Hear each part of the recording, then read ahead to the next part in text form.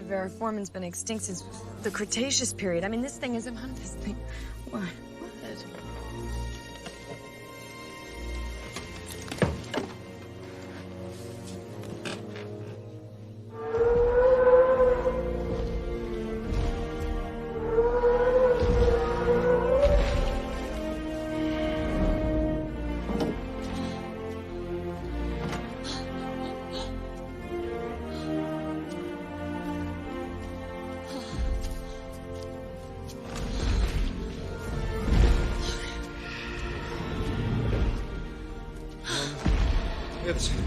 It's a dinosaur.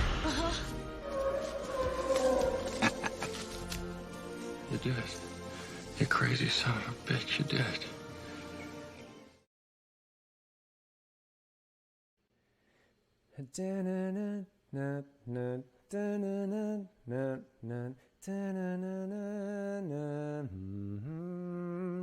Journey with PKD, all in wonder are a key. Welcome everybody back to a new episode of Journey with PKD, where this week's topic is about awe and wonder and the mystical function of myth.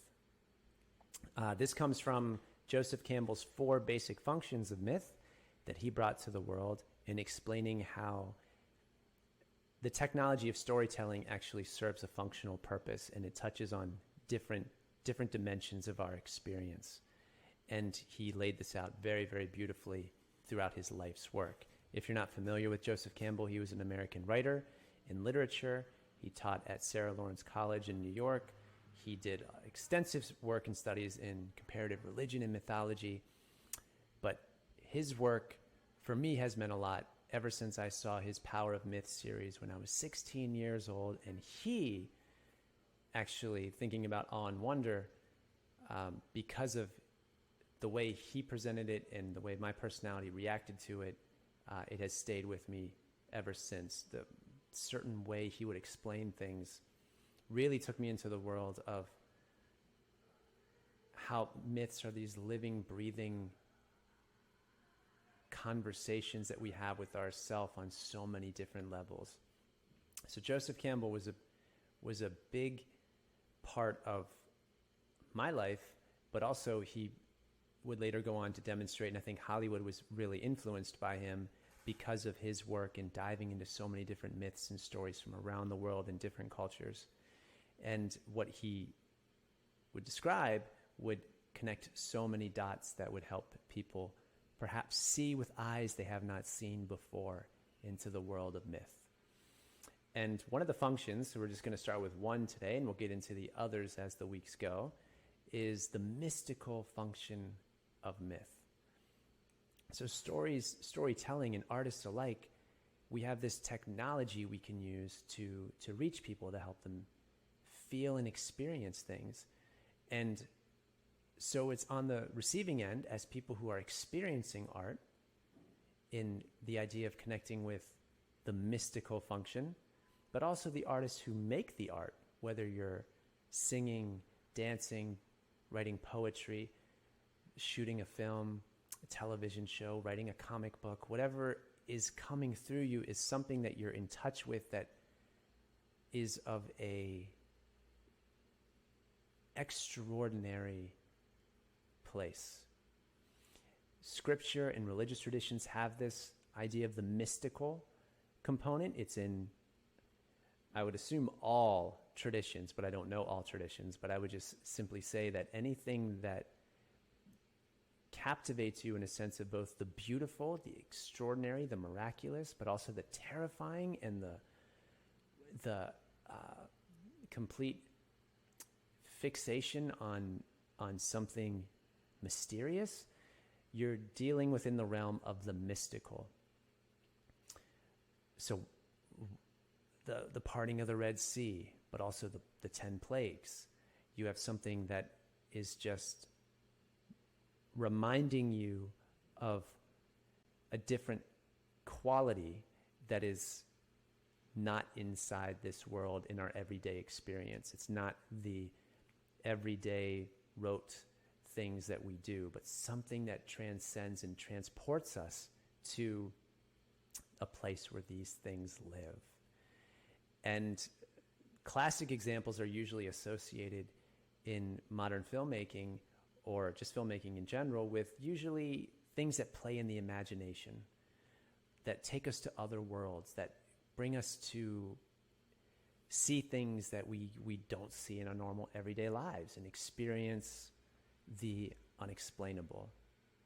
So movies like Close Encounters of the Third Kind, The Abyss, Star Wars and Star Trek going to different worlds, or visiting lost civilizations of Atlantis in Aquaman, or being taken up in fantastical adventures in animation as well.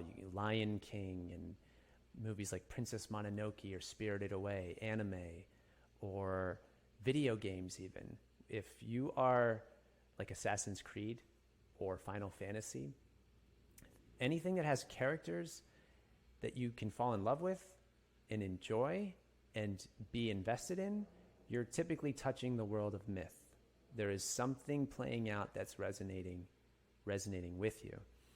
And one of the functions, again, not the only one, there are 4 basic ones Campbell talked about, but one of the main functions is to bring you to that place, to transport you to that place. Or on the creating side of things, if you're an artist, to be in touch with that place, to actually reveal it through your work, to intend that to be something people are drawn to or experience. And this is really important. It's something that when it's done really well, you won't have to think about or have much effort to. You can go along for the human experience of that which is transcendent. And we really do need to revisit these things and have these things flowing in our culture, flowing in our lives. We need to go back to the fountain kind of every so often to be replenished and rejuvenated by being in touch with that world. The shamans or spiritual leaders of different villages, tribes, or cities even would be normally those people we would go to make sure they're accessing and being in touch with that dimensional place, so that we could be reminded of it and it can be somehow imparted to us, and we can bring some of that magic into our lives. Wonder and awe is something I've talked about a lot through Thanksgiving, with keeping your gratitude and your childlike wonderment and amazement with the movie Hook, and then moving into Christmas with Santa Claus. I mentioned it as well, to keep that innocence alive, the light again in the winter solstice coming back in the dark. So wonderment for many reasons is important, but experiencing it as well and creating it serves an actual function that we need to be conscious of and also renewed by. The experience is something almost akin to beauty itself, that you are just, some memories, like mine with Jurassic Park that I opened this with, you're just taken to a place. I remember seeing that movie, waiting in line for it. That's how young I am. And it still captivates me to this day. There's, in cinema really has a way of doing this in a specific way that goes beyond and transcends books even. Because books, you have your pure imagination to work with. But movies sometimes in those certain ways can really hit those notes. In Jurassic Park, we're actually seeing them in that scene experience the shock and awe and wonder of seeing a dinosaur, and we get to experience that as well. Cinematically, that is such a joy to experience. And when you read, say, Jurassic Park, your mind may be moving in all sorts of ways, but it's great to have this, someone's vision of it, in this case, Steven Spielberg's, put on screen.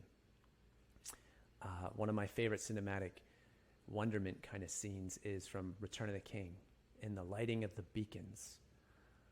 this scene always kind of fills me with emotion when I see it. And you have this, Gandalf saying, hope is kindled. And then you see the lighting of the fires, these beacons that are sent from one place to the next, and it just keeps going. The old school telephone for that world. That's how you would send a message out, right? But the sweeping shots with nature, the music that's going along with it at that time, and the sunrise, and then also the cold winter mountains, and just how it spreads, it's just take a breath. And that's how it can feel. That's when you walk away from a good piece of art, something that's just taking you to another place, making you fully involved in some way. You're touching the mystical function of art. A good thing to remember is it doesn't have to be something that's just beautiful or filled with special effects of just these worlds that are just so incredible, or something you've never seen before. It can be psychological. Psychological thrillers do this, or something that makes you think and contemplate and maybe stop thinking. Christopher Nolan does this a lot with his movies like Inception or Interstellar, where I think one of the intended experiences he wants you to have is to maybe have more questions than answers. And that's a state of awe as well.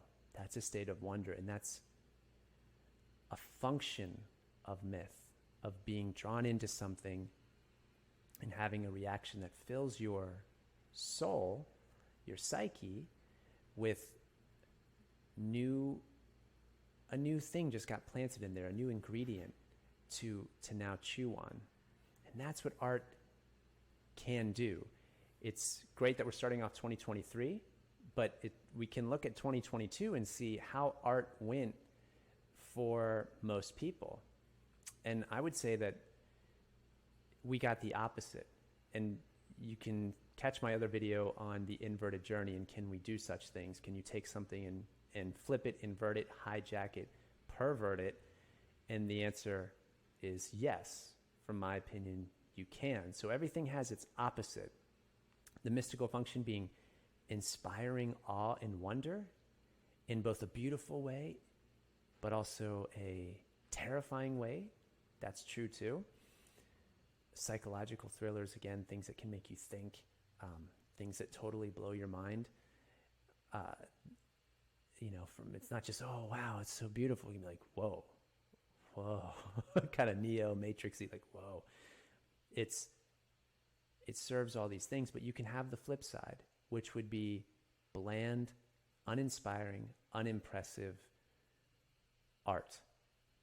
An example of this is, unfortunately, Rings of Power, the Amazon series, which tried to, as the creators would say, write the book Tolkien didn't write, which I think is extremely hubristic to say for a man who was devoted his life to these things and studies and languages and everything that he was in touch with, because these realms where the artist is working, in this case an author, they're pulling from the unconscious, they're pulling from archetypal realms and realities, they're pulling from dimensions that aren't just them trying to manipulate something to make something. They are more letting something flow through them. And it is of my opinion that if something is reaching a mass audience, like something like Tolkien's work, you've touched on something that's a universal theme, thread, this life stream, if you will, that is affecting everybody who comes across it and then resonates with it in their heart. And what we saw, though, was this manipulation, this perversion of people trying to update it for modern audiences, throwing in identity politics, making sure you knew what their messaging was, putting in their own messaging, taking out the essence of Tolkien. And what ends up happening is people feel that. And if 2022 sent any kind of lessons to studios, etc., was people aren't going to watch. People aren't going to tune in. It was record-setting lows. It was And there's many reasons why. We can get into that later. But I would say from a mystical perspective, it wasn't being renewed as art should. It's something Joseph Campbell pointed out as well, was that buildings in a city, village, or town, normally the tallest building would be the thing given the most priority. And usually it was a church, these amazing Gothic cathedrals, and just with incredible beauty and artwork put within them, were the center and the highest building and the highest thing in the town. But nowadays, when you look at modern culture, we normally have financial buildings and skyscrapers and institutions that are much higher. And you can kind of see, where is the focus of the city, the place, the country? Where are people mainly putting their focuses in? And you can see that there's a conversation kind of happening with what is valued more or what is prioritized. And when it comes to the mystical function, I think we need it to be constantly renewed.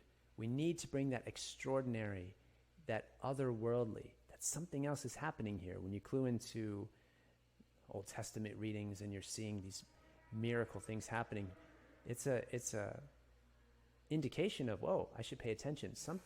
There's something else trying to be said here. There's something else trying to come out that I don't understand and can look into. We need these experiences. We go to amusement parks to try to feel thrills and excitement. I have back here this side, the eclipse, the solar eclipse from a couple of years ago, where we went to experience a solar eclipse, and you get a feeling that you don't get from just your everyday. You get to connect with something in a way, specifically with an eclipse, the harmony of the spheres of this alignment with the sun, the moon, and the earth, and then where you're at, and there's an intangible quality, and it's so beautiful. We need these things to be renewed and to be watered. And so you can damage these things as well. It should be noted that it's not all about, say, awe and wonder and bedazzlement, right? There's a shadow side to that. The Roman Colosseum, if anything, taught people, are you not entertained? Spectacle. It's just violence and games and unending sensorial pleasures and experiences, and just let's add a lion, let's add let's just make it more and more intense to distract the people from a failing economy and an empire about to collapse and all sorts of things, right? You don't want to be just stuck in bedazzlement and spectacle. But at the same time, it doesn't take away the important role of the mystical and its important function within art. When you walk away from a good piece of art and you've changed somewhat because it moved you in a way, didn't have to try, put the effort in. I don't have to try to be moved by certain scenes in movies or songs or music. It just is happening. You're in touch with the mystical function. And it's very important that we remember that we renew that we pass it on with our families, that we maybe perhaps have times in the year that we touch that. And an artist has the ability and chance to update things in certain ways, where you take the stories of old and you can retell these things in ways that are creative. But if your intention is to change for another reason, and this is something we will talk about later in the other functions, I think people will feel that. So let's remember that the mystical function, touching that place, the transcendent, the extraordinary, is a function of art, is a function of myth. We would do well to remember that and to renew it. That if we've lost touch with that and we go stale, we go to the mundane, we go to just the rote. As I mentioned in my Christmas video, that's kind of how you get to the bah humbug Grinch. And we need that renewing, not just individually, but for society. And a lot of, say, totalitarian systems and countries, they don't want this happening in art. They don't want this to even be touched upon. They know certain forces are very aware that let's not have that, because when you're free to express, free to think, free to grow, free to be a person of moral agency that is in touch with something higher, you become dangerous. You become a threat to the totalitarian system. If you are bringing something from the other world into your life, cultivating it, being renewed by it, refreshed by it, enhanced by it, growing, then you become like Neo in the Matrix. You become somebody, a threat to the system. So that is a rabbit hole we will go down deeper at a later point. But let's keep in mind of the 4 basic functions that Joseph Campbell again brought up. This is the mystical one. How has it affected your lives? I'd love for you guys to comment and share what movies or pieces of art, as you've grown older, maybe it's changed, that speaks to you in that way. Maybe it's psychological thrillers or something that really gets to you and you just see yourself resonating with it in a certain way that brings you to a place of quiet. In the East, koans, if you've heard of things like, what's the sound of one hand clapping? When normally these devices used to get a student, you have a master and a student, disciple, to go to a different place of consciousness. They were designed, these things weren't designed to have like straight answers for. They were technologies used to help grow the person along their path of and towards enlightenment. And you may have a lot to say, or you might just be quiet. And art can give us these many different experiences, from the whoa to again, whoa. And it's all, or just speechless. You don't need a lot of special effects to do that. You could take something like Shakespeare and Hamlet and have a monologue that just blows you away, the way the words are put together so precisely, and you resonate with it. Maybe you didn't as a kid, but then you catch it later, and To Be or Not to Be has a different feeling to it, and where you were in your life when you experienced. It's so beautiful. So just keep that in mind. The mystical function is important. Thanks for stopping on by again for another episode, and we will get into the other functions in the coming weeks. Take care, everybody. Godspeed, and wherever you are, hopefully you're enjoying your journey. Peace.